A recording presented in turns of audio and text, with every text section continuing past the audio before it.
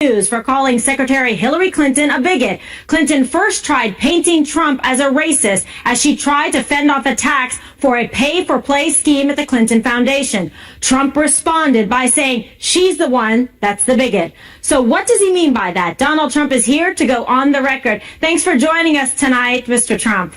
Well, thank you, Kimberly. All right, so people are asking, you called Secretary Clinton a bigot, but you say she is the one actually using race baiting and pandering to get African-American voters. Do you still stand by that statement, or do you think the rhetoric has gone too far in the campaign?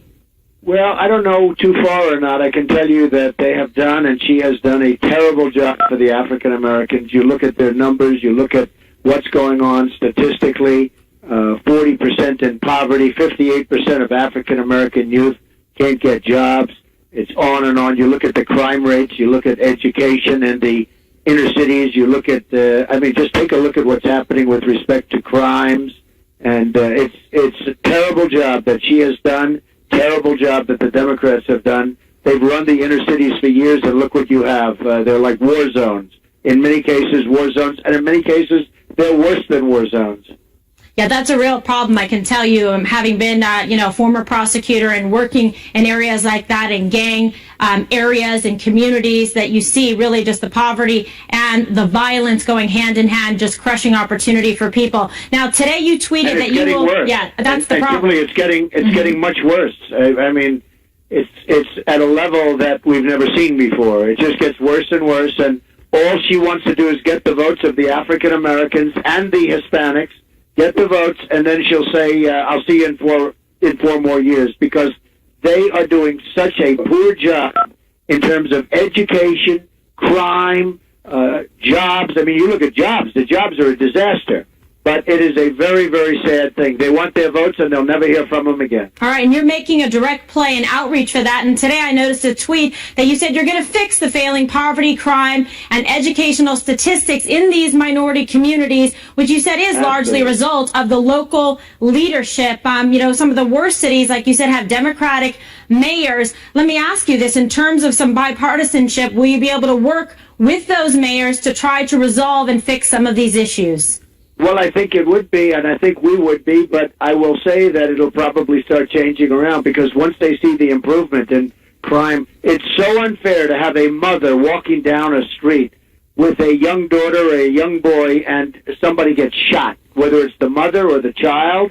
It's happening all the time. You look at what's happening in the communities. You look at the tremendous violence, and we can stop that immediately. We can, over a longer period of time, fix the education. We can fix the jobs by bringing our jobs back into this country. Hillary Clinton can never do that. She doesn't have the ability to do that. She wouldn't know where to begin, and she doesn't want to do it, because all she wants is their votes. That's what's been happening for many years. And you're saying, why not give you a shot in the Republican Party? What do they have to lose? So that seems to be resonating with people. I always say it. I say, I will do a great job. Give me a shot. I will do a great job. And you watch. I will do a fantastic job.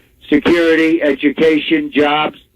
Nobody's going to be able to do it like I'm going to do it. All right, let's talk about another area of interest to me as a former prosecutor is the Clinton email scandal. Could this get worse? And do you have any idea about what Julian Assange is going to release? He's been saying this is going to be an October surprise of significance that could affect her campaign. He said if the media will cover it.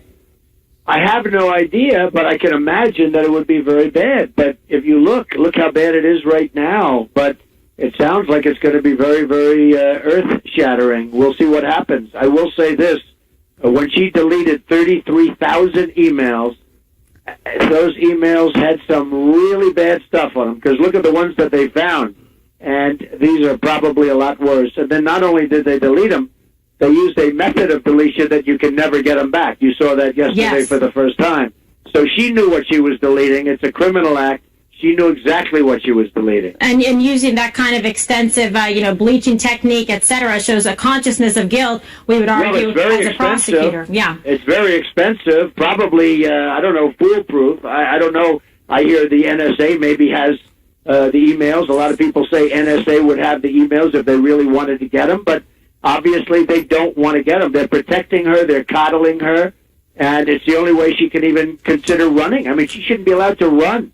But to use that method of getting permanently rid of emails that most people never even heard of, even sophisticated people never heard of it, and it's very expensive. So she knows what was on those emails, and it was very, very bad. And maybe somebody should, in fact, ask the NSA whether or not they have the emails. All right, and to tag along to that, do you think that the FBI should actually open up a new investigation? Because we saw Comey really lay the case, make the case out, and then say, oh, but the DOJ should not prosecute her or file charges. But if there are new emails, perhaps the investigation should be reopened or a new one started.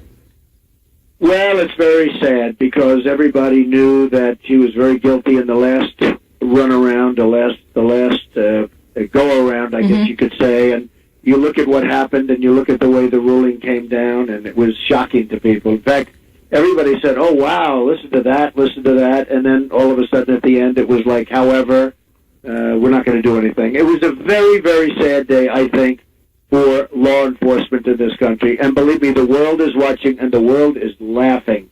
They can't believe that this is happening to the United States. And you say that you would be the law and order candidate. And in fact, if you're elected the next president of the United States, would you continue this investigation into her email scandal? Well, I'll talk to you about that at a later date, but certainly that's something that would be a possibility, and we're looking at that very seriously. This is a very, very great mark on the United States, and people are very, very upset. You know, I'm a big fan of the FBI. I always have been, and that they would have done this is, to me, hard to believe. And then, of course, Justice Department, with the meeting with Bill Clinton in the back of an airplane. These things have never happened in our country. What's going on with our country and with law enforcement, these are things that have never happened. Right. It definitely is casting some doubt on the, integrity of the justice system, and certainly we don't want that. But let me get back to immigration for a moment, because many are saying that your stance on immigration has changed. You have a lot of people opining on this, but I want to ask you directly, do you believe in amnesty, and are you softening your tone? My stance is very strong. It's going to remain very strong. There will be no amnesty. There's no legalization. We're going to build a wall. It's going to be a tremendous, powerful wall. We're going to have great technology along with the wall, and we're going to stop people from coming in. Day one, we're going to get all of the gang members and the gang leaders and the drug dealers and all of these people that have illegally crossed and they've been in our country. We're going to get them out very, very, very fast. And we will, number one, we have to secure the border. We're going to secure the border like it's never been secured before. We're going to stop the drugs from coming in. We're going to stop certain people, criminal elements from coming in. And then we shall see what we shall see. Well, as a prosecutor, I found it very frustrating that we were not observing and enforcing the laws that are on the books, and that people would be a revolving door coming back in. I was a prosecutor in San Francisco, and then the Kate Steinle case, tragedies like this. But at the same time, obviously you want to follow the laws on the books, but you have talked about mass deportation, and then also you have said that you have had families and people come forward to you. What about families that have been here 11 or 12 years that are established in the country? How do you feel about them now? Well, what we're going to do, and again, we're going to secure the border, and once the border is secured and we get rid of the criminal elements, which I'm going to start before the wall, before anything, we're going to start that day one, we will look into various situations. But again, people are here illegally, and we have to remember that. They're here illegally. We have many people, Kimberly, trying to come into our country, and they're going through a legal process, and they're waiting online to come into our country. We have to remember that we have a country that's based on laws, and the people are here illegally. So we will see what we will see. But we're going to start off by securing the border, by getting rid of a horrible criminal element that's causing tremendous havoc, drug dealers, gang members, etc., and I think people will be extremely happy. And I'll be announcing something within the next 2 weeks, a very comprehensive plan on immigration. All right, I'm sure many people will be looking forward to that. And let's talk a little bit about your campaign. You've had some recent changes. You brought someone on that I admire, Kellyanne Conway, as your campaign manager. To note specifically, that's the first female campaign manager for a presidential election. So that is something that is historically establishing, a new first. And then also you brought on Breitbart News Chairman Steve Bannon as the CEO. How do you see these two changes, these two new hires have impacted your campaign? Well, I think they're going to be great. I mean, it's new, and they've just started, but they've both been doing very well, and I think that they are going to be a great addition. I will say, you see the polls are getting very, very close.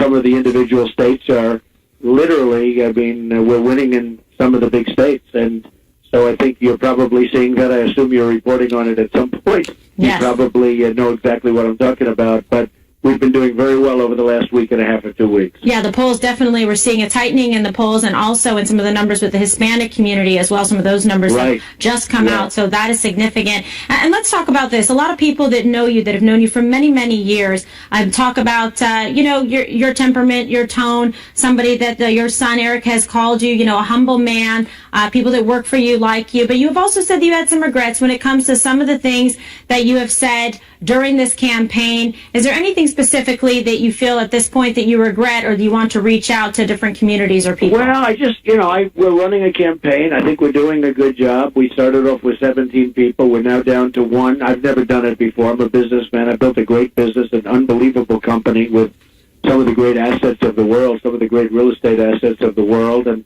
I'm having fun doing this where it's a movement. As you know, when we go out and speak, when we have events, we get numbers that nobody has really gotten before. I mean, probably ever. They talk about it as though ever.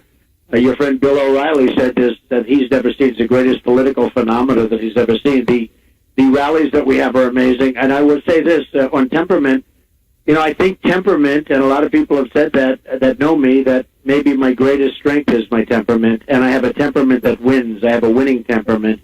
Hillary Clinton is really unfit to be president, and you see that with all of the things that she's done, all of the lies, all of the deception, the emails, all of the terrible, terrible things that she's done. She's really unfit to be president. I think as far as I'm concerned, that they have a Madison Avenue term, but I think probably maybe one of my greatest assets, if not my greatest asset, Kimberly, is temperament.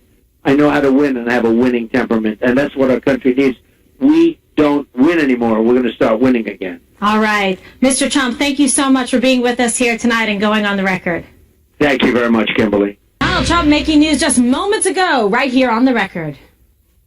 You say that you would be the law and order candidate, and in fact, if you're elected the next president of the United States, would you continue this investigation into her email scandal? Well, I'll talk to you about that at a later date, but certainly that's something that would be a possibility, and we're looking at that very seriously. This is a very, very great mark on the United States, and people are very, very upset. I'm a big fan of the FBI. I always have been, and that they would have done this is, to me, hard to believe. And then, of course, Justice Department with the meeting with Bill Clinton in the back of an airplane. These things have never happened in our country. What's going on with our country and with law enforcement, these are things that have never happened.